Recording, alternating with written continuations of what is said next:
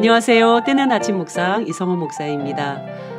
행복한 금요일이 되었습니다. 이 금요일도 하나님의 말씀과 함께 하시는 우리 따와 가족 여러분 진심으로 사랑하고 축복합니다.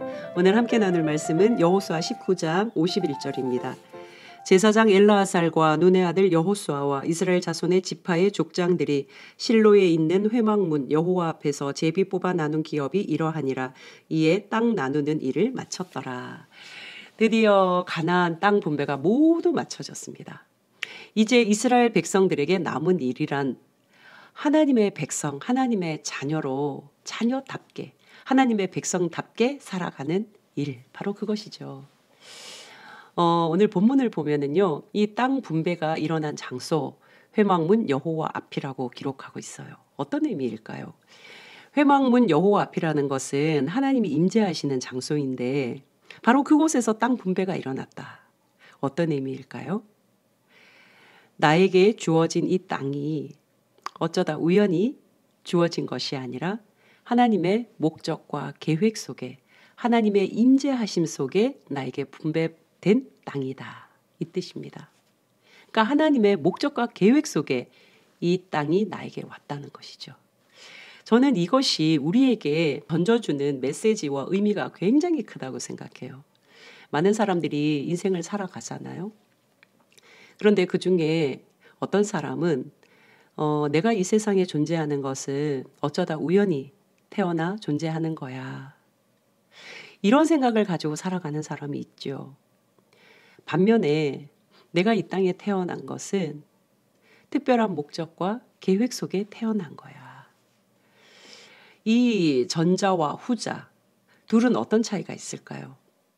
내가 어쩌다 우연히 이 땅에 태어난 사람, 그 사람은 아마도 그냥 하나의 삶의 사건들, 이야기들, 그것은 점에 불과할 거다라고 생각이 들어요. 그냥 점을 찍는 거예요. 10대, 20대, 30대, 50대, 60대. 그런데 이 점이 연결되지 않는 거죠. 그러나 후자, 내가 태어난 것, 내가 존재하는 것은 특별한 목적과 의미가 있다. 계획이 있다. 이렇게 생각하고 이것을 믿고 살아가는 사람. 그 사람은 그 목적을 이루기 위해서, 그 계획을 이루어 가기 위해서 얼마나 소중하게 그 삶을 살아가겠습니까? 그 사람 역시도 어린 시절, 사춘기, 청년, 성인, 내 점들을 찍겠죠. 그러나 그 점은 연결되어서 하나의 그림이 되어 간다는 거예요. 이 둘의 차가 저는 굉장히 크겠다. 아무 목적 없이 살아가는 삶. 그러나 분명한 목적과 분명한 계획과 분명한 섭리가 있다는 것을 믿고 살아가는 삶. 다르죠. 그 목적을 이루기 위해서 살아가는 삶과 아무 목적 없이 살아가는 그런 삶이 어떻게 같을 수가 있겠습니까? 회막문 여호와 앞에서 땅을 분배받았다. 이스라엘 백성들이 받은 그 땅에는 하나님의 계획과 섭리가 다 담겨 있다는 거예요. 마찬가지로 저와 여러분이 살아가는 이 모든 삶, 저라면 목사뿐만 아니라 새아이 엄마로서의 삶, 또 아내로서의 삶, 한 여성으로서의 삶, 50대 또 여자로서의 삶, 또 누군가의 이웃으로서의 삶, 누군가의 동료로서의 삶, 친구로서의 삶, 후배로서의 삶, 선배로서의 삶, 이 모든 삶이 어떠하다고요? 하나님의 목적과 계획이 그 안에 담겨 있다. 그러면 내가 만나는 사람들, 나와 함께하는 사람들, 내가 하는 모든 일들 얼마나 소중하고 아름답겠습니까? 어제는 제가 사는 지역에 눈이 아주 많이 왔습니다. 도로가 막 엉키고요. 중간에 막 사고도 나서 이거 정말 위험하다. 그렇게 생각이 들면서도 제 마음은 펑펑 눈이 내리는 그 장면을 보면서 막 설레는 거예요. 나이와 상관없이 눈을 보니까 마음이 막 설레더라고요. 태어나서 처음으로 넓은 주차장 눈을 치워보는 경험을 했습니다. 제가 섬기는 다 있는 교회, 저희 이 개척교회가 이제 한 1년 5개월 만에 하나님께서 작은 공간을 열어주셨어요. 작은 공간이라 하지만 저에게는 아주 매우 매우 큰 공간입니다. 이제 한 일주일 정도 되어 가는 것 같아요. 문득 요 며칠 무슨 생각을 제 마음속에 했냐면, 하나님께서 공간을 주셨으면 좀 그 공간에 채워갈 능력도 좀 주셔야지. 그러니까 불평은 아닌데요. 조금 힘겨운 마음이 있었던 것 같아요. 함께 준비하는 사람들이 너무 고생하는 것 같아서 제 마음에 조금 어려움이 있었던 것 같습니다.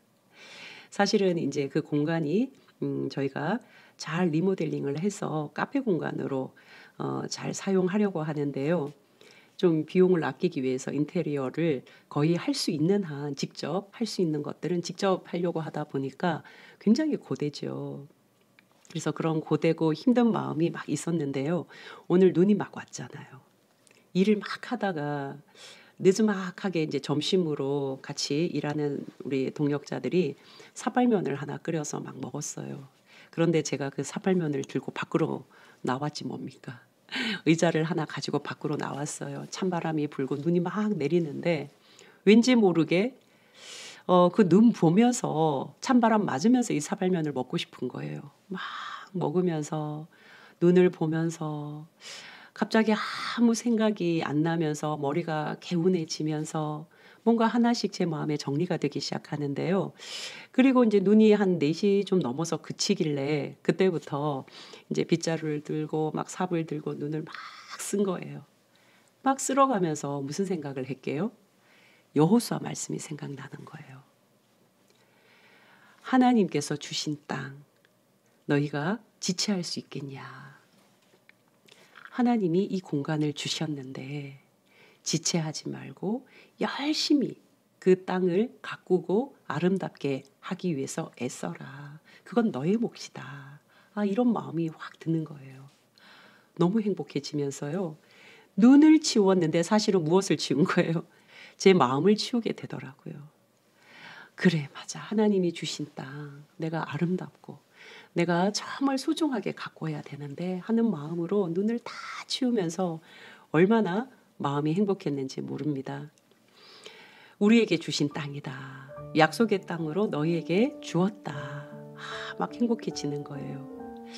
정말 좋은 공간으로, 따스한 공간으로, 이어내는 공간으로 잘 만들어야 되겠다. 그리고 오는 사람이, 먹는 사람이 정말 행복할 수 있는 그런 것들을 잘 준비하고 만들어야 되겠다. 그런 생각이 들었습니다. 여러분에게 주어진 그 모든 것, 하나님께서 여러분을 믿고 허락해 주신 것, 맡겨 주신 것입니다. 여러분 자신도 그러하고요. 여러분 가족도 그러하고요. 여러분이 섬기는 일도 그러하고요. 만나는 사람도 그러합니다.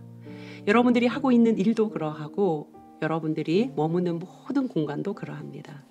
하나님의 특별한 계획과 목적 속에 하나님이 허락해 주신 것이라는 것 잊지 마시고 오늘 하루는 하나님이 주신 것 아름답고 소중하게 가꾸어가는 그런 하루 되셨으면 좋겠습니다. 다음 주에 또 뵙겠습니다. 샬롬.